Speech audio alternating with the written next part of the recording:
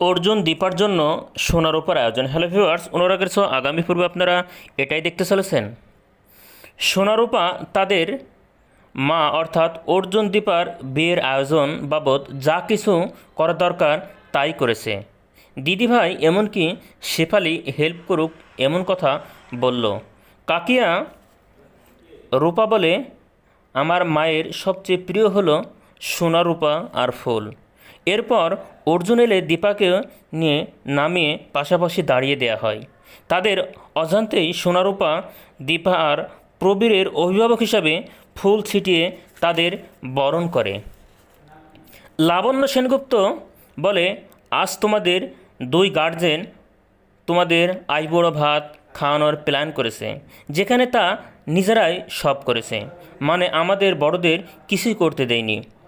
আমাদের এই তো একটা দায়িত্ব আছে নাকি? আমরা না করলে কে করবে জানি।